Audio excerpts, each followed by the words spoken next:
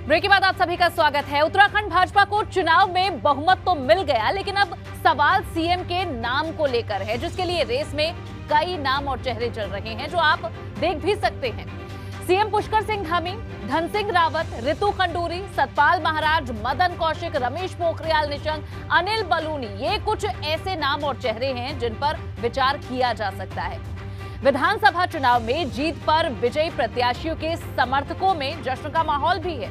अल्मोड़ा में कांग्रेस प्रत्याशी मनोज तिवारी की जीत हुई, इससे उनके समर्थकों में बेहद खुशी है। जीत के जश्न की खुशी में शहर में जुलूस भी निकाला गया। तो वहीं दूसरी तरफ आप देख सकते हैं, खानपुर विधानसभा सीट पर निर्दलीय प्रत्याशी उमेश कुमार की जीत हुई। उनकी जीत से उमेश कुमार के समर्थक बेहद खुश हैं। इस मौके पर एक दूसरे को मिठाइयां खिलाकर मुंह मीठा करवाया गया। तो दो तस्वीरें आपको अल्मोड़ा की दिखा रहे हैं और देखिए किस तरह जीत के जश्न में डूबे हुए हैं समर्थक। वहीं रुड़की में भी ऐसा ही नजारा, जो जीत का जश्न अमूमन होता है, जो समर्थकों के कार्यकर्ताओं के चेहरे पर मुस्कान है, जो महीनों की मेहनत रही है, उसका फल अगर जीत के रूप में मिलता है तो इससे खुशी की बात कुछ नहीं।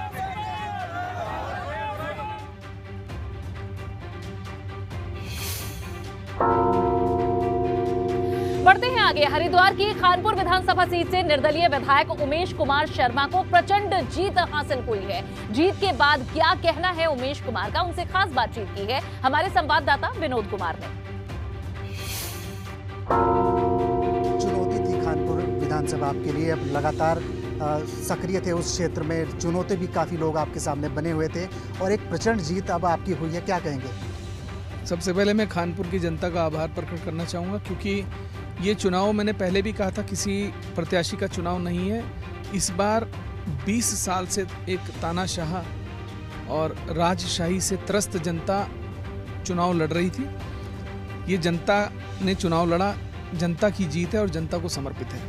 अब आप वहाँ सक्रिय भी हैं, ऐसे कौन से विकास के मुद्दे हैं जो आगे आप 5 साल जनता के बीच में रहेंगे? क्या कुछ खास आपने उस जगह से देखा?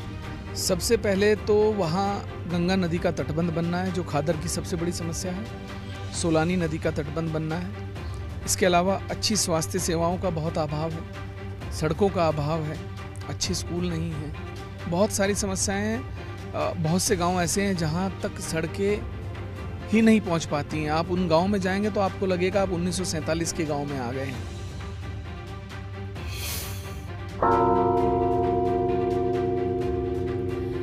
इस चुनाव में भाजपा को पूर्ण बहुमत तो मिला ही है, साथ ही 2 सीटों पर बसपा और 2 सीटों पर निर्दलीय प्रत्याशियों की भी जीत हुई है।